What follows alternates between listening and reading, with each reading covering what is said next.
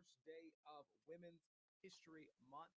And we are actually not only celebrating that, the end of African American History Month, which is very, very busy for me personally, do a lot of speaking and all the other kind of stuff, and really just trying to help the country and people to think about issues that affect us all.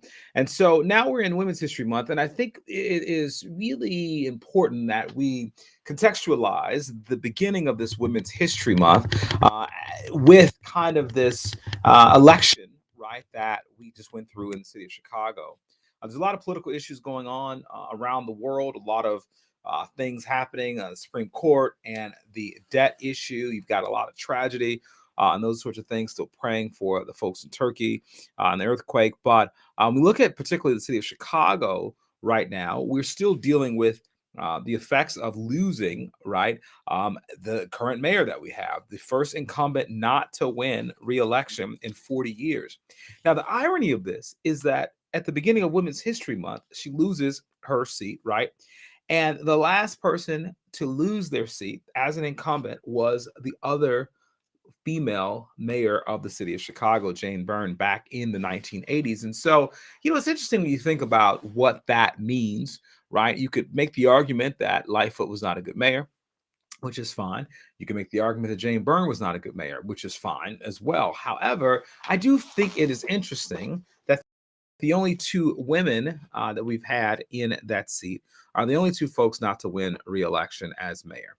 And what does that say about our society and some other things like that? Now, before, listen, I know that there are a lot of haters out there. I'm sure there are folks, I watch some of the comments, folks that don't know me and don't know what I fight for and advocate for and all those other kind of things. And that's fair enough.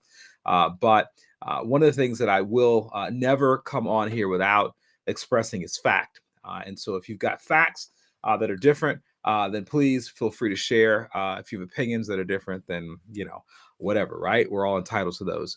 But I honestly think that you look at gender and you look at how that plays out, I think that there is a different standard for women in the political space, in the workspace.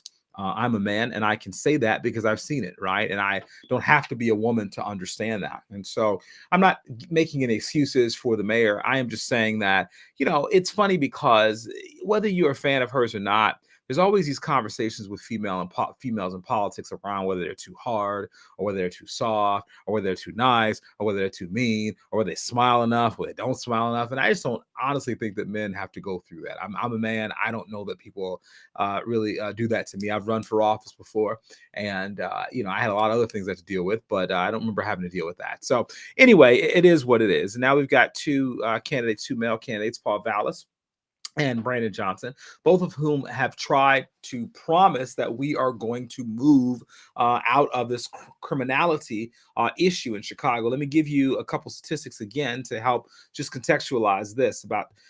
We've had 70 murders in the city of Chicago. We actually had a police officer shot today, which is very sad to me. It is extremely sad. I don't know all the details. It only happened a couple hours ago. I was in class and some students told me about it. But I'm a person that really believes in both and politics. Someone who believes that we have to protect police officers. We really do. But we also have to hold police officers accountable, and we got to protect communities, and we've got to figure out a way to be able to do both of those, right? That's the only way the society goes forward together. But I pray for, I don't know who the officer is, but pray for his family and all of the officers that are risking their lives every day. We have to be able to do both on these issues. So when you think about kind of this crime issue, it is a huge, important issue. 70 murders in the city so far. But if you look at, once again, per capita crime rate, Chicago's not even in the top 20. Places like New Orleans, places like Memphis, these all are places where you're wrestling with this question of crime and violence, and how does America deal with this as a whole, right?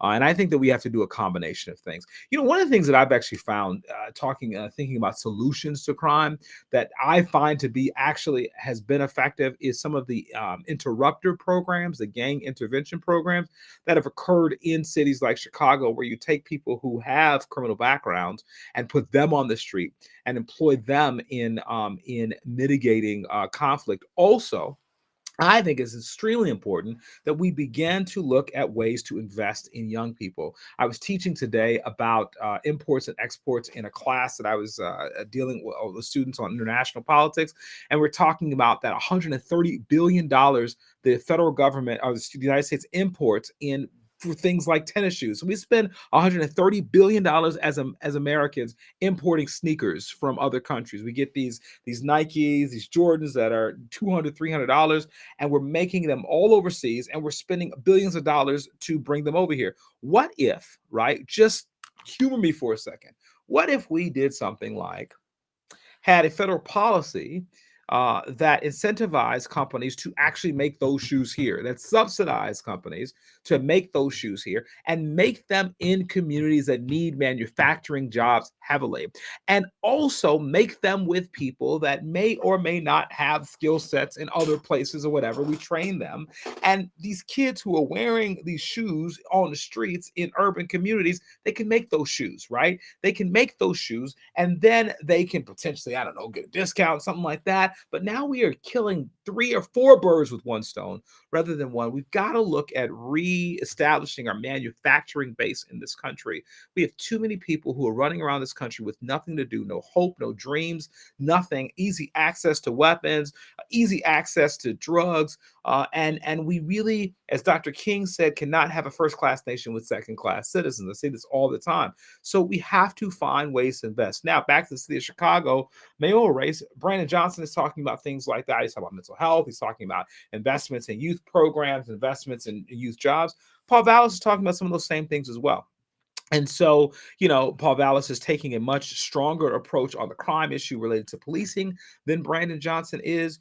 But both are talking about some level of investments, probably Brandon Johnson more. And these are long term investments, maybe not short term investments, but that's where we are. And I'll get into the Chicago mayor's race a little bit deeper as we get. We've got a 5-week period before our runoff, April 4th. That will occur. And then we'll kind of go from there and see where we are. But I really believe that this nation has to decide, not only in the city, but we're at a crossroads, right? We are at a crossroads to figure out where the heck we're going, what kind of country we're going to be. Are we going to be a country that leaves people behind and just tries to lock more people up? The reality is in this, I spoke at a prison a couple of days ago, and it is such a tragic, sad environment to be in. It just really is. I was there for about an hour and a half speaking, and honestly, I was ready to go. I loved working with the staff because I spoke mostly to the staff, and I encourage them because I do think that they're doing good work. They're doing work that needs to be done in the society. If they do it with the right spirit and that sort of thing, they can really make a difference. But it's just sad to see that in a nation where we have about 5% of the world's population, we have 25% of the people who are in prison.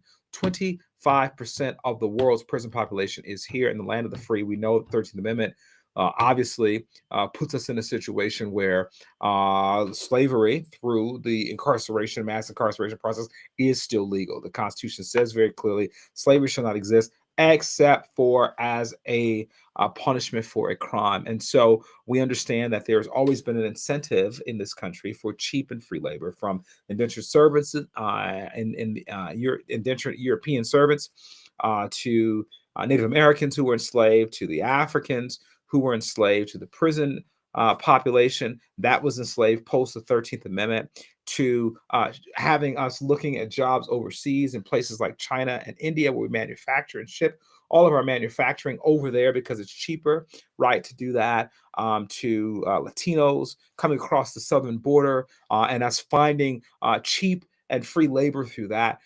We've always been addicted, if you will, to cheap and free labor in this society. And we have to address that if we are going to address some of our larger systemic issues. And that's what this comes down to. We have to make long-term investments in communities that have been left behind in this country. Otherwise, those very communities will come back to haunt us. And that is the reality of where we are in America. That is, we cannot build enough walls. We cannot run enough. We've got to fix some of these problems, and we have to work together to do so. And I think that, bipartisanship on this, there are some Republican solutions that work. There are some Democrat solutions that work. I would love to see an environment in our culture where we can actually come to the table with the best ideas and do that. So I tell you guys, this is a very I don't know if I want to call it exciting, but it's an important time politically. We obviously just got through our mayor's race, at least the first part of it, April 4th. The anniversary of Dr. King's death will be the day that we decide the second part of our mayor's race, which I think there's some irony in that as well. And what Dr. King did when he was in Chicago and what he said about Chicago as a northern city and the hopes for the American dream and why Chicago is connected to that. And then we're on to the presidential race. And we'll be looking to decide what the future of the country is in just a few short months after that. And so I hope that all of you are engaged. I hope that we all are in a place where we recognize that we are better together than we are apart. I hope that we, and this is me, I cannot put this on you, but I'm a person of faith. I try to pray and have hope, faith, hope, and love in my life, so that I don't get discouraged and disappointed by all of what we see on a daily basis. So stay hopeful, stay faithful, stay encouraged. Continue to engage yourself in the political and social progress in your process in your community. Stay engaged. I posted today on Facebook how I just had a situation where there was a bunch of trash in our street. I was very angry about it, mad about the person who threw their lunch out in the middle of the street, and it's got up and started picking it up. And I remember thinking, and not to pat, it's not for me to pat myself on the back or anything like that, but I was thinking, man, each one of us has to get out. I know other people that do many other things. We've got to get out and get up and do something in our communities if we want to see our communities be better. That all obviously, ladies and gentlemen, is the only way that these things get better. The government has some role, and that's very important, but we have a huge role as well. And so we've got to fight together to really make our communities better. And that's really what this is about. I hope that all of you, we all have political thoughts. We all have political opinions. Those are important. We ought to engage in those. But there is a way to disagree without being disagreeable. I have many friends on both sides of the aisle.